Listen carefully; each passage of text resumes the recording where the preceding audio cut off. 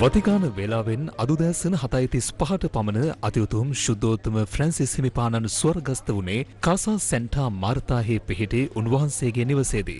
වතිකානය අද පෙරවරුවේ එම පණිවිඩය නිල වශයෙන් නිවේදනය කළා. Fondo dolore devo annunciare la sua vita tutta intera. ශ්වසන ආබාධයක් හේතුවෙන් පසුගිය පෙබරවාරි මාස 14 වෙනිදා ශුද්ධෝත්තම හිමිපාණන් රෝහල් ගත කෙරුණා. උන්වහන්සේ යලි වතිකානයට පැමිණිය දින 38ක් ප්‍රතිකාර ලැබීමෙන් අනතුරුවයි. වතිකානයේ ශාන්ත පීතර බැසිලිකාවේ ඊයේ පැවති පාස්කු ඉරිදා දින දේව මෙහෙට ශුද්ධෝත්තම හිමිපාණන් සහභාගී වුණා. Buona Pasqua.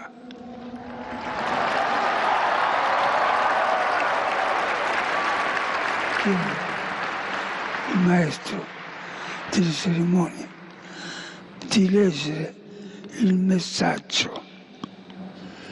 එය උන්වහන්සේ අවසන් වරට ජනතාව ඉදිරියේ ප්‍රසිද්ධියේ පෙනී සිටි අවස්ථාවයි. පාස්කුරිදා දේව මෙහෙයට එක් වූ ශුද්ධෝත්තම හිමිපාණන් අවසන් වරට ලෝකවාසීන්ගෙන් ඉල්ලා සිටියේ ප්‍රචණ්ඩත්වය නතර කරන ලෙසයි. ශුද්ධෝත්තම පාප් වහන්සේ ඊයේ ඇමරිකානු උපජනාධිපති ජෙඩි වෑන්ස්ද හමු වී තිබුණා. නියුමෝනියා තත්ත්වයෙන් පීඩා විඳ ප්‍රතිකාර ලබමින් සිටි උන්වහන්සේට විවේක සුවයෙන් කාලය ගත කරන ලෙස වෛද්‍යවරුන් උපදෙස් ලබා දී තිබුණා. නමුත් ශුද්ධෝත්තම පියතුමා රෝගී තත්ත්වයද නොතකා සිය මෙහෙවර වෙනුවෙන් පසුගිය දින කිහිපයේ වෙහෙස වුණා. විදෙස් මාධ්‍ය පැවසුවේ නියුමෝනියා තත්ත්වය උග්‍ර වීමෙන් නැති වූ ශ්වසන අපහසුතා උන්වහන්සේ ස්වර්ගස්ථ වීමට හේතු වී ඇති බවයි. 1936 වසරේදී ආජන්ටිනාවේ බුවෙනෝස් අයරේස්හිදී ශුද්ධෝත්තම ෆ්‍රැන්සිස් පාප් වහන්සේ උපත ලැබුවේ හොර්හේ මාරියෝ බෙර්ගොලියෝ යන නමින්. දරුවන් 5 දෙනෙකුගෙන් යුතු පවුලේ වැඩිමහල් දරුවා වූ හොර්හේ මාරියෝ බෙර්ගොලියෝ රසායන විද්‍යාවෙන් සිය උපාධිය සම්පූර්ණ කළා. තරුණ වයසේදීම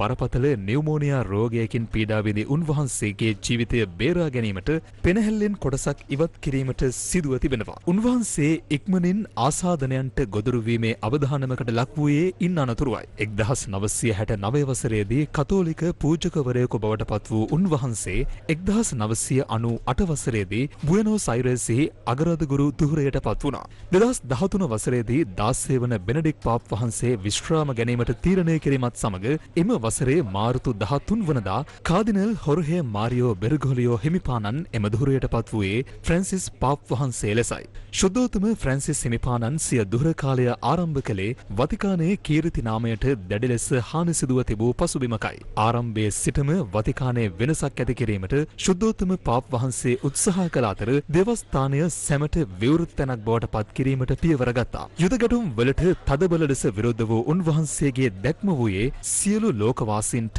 දයානුකම්පිතව සැලකීමයි. ශ්‍රී ලංකාව සමගද සමීපව කටයුතු කළ පාප් වහන්සේ 2015 ජනවාරි මාසයේ 13 වනදා මෙරටට වැඩම කළා. එම සංචාරයේදී උන්වහන්සේ කොළඹ ගාලුමුදුර පිටියේ පැවති විශේෂ දේව මෙහෙයකටද සහභාගී වුණා. 2019 වසරේ අප්‍රේල් 21 වනදා පාස්කු ඉරිදා දිනයේ එල්ල වූ ත්‍රස්ත ප්‍රහාරයෙන් විපතටපත් වූවන් 2022 වසරේ අප්‍රේල් 25 වනදා වතිකානයේදී හමු වූ ශුද්ධෝත්තම පියතුමා විශේෂ දේව මෙහෙයකට දැක්වුණා. අතිඋතුම් ෆ්‍රැන්සිස් පාප් වහන්සේගේ ස්වර්ගස්ථ වීම සැලවූ ලෝපුරා විශාල පිරිසක් මේ වන විට වතිකානයේ සාන්ත පීතර බැසිලිකාව ඉදිරිපිටට රැස් වෙමින් සිටිනවා. උන්වහන්සේ සිය අවසන් කැමැත්තේ සඳහන් කර ඇති ආකාරයට අවමංගල්‍ය කටයුතු සිදු කිරීමට නියමිතව තිබෙනවා. විදෙස් මාධ්‍ය වාර්තා කළේ සාම්ප්‍රදායික අවසන් කටයුතු සිදුවන ආකාරයෙන් බැහැරව සරල සහ චාම් අවමංගල උත්සවයක් පවත්වන්නේයි උන්වහන්සේ ඉල්ලා ඇති බවයි. සයිප්‍රස් ඊයම් සහ ඕක් වලින් සාදන ලද කූඩු කළ පෙට්ටියක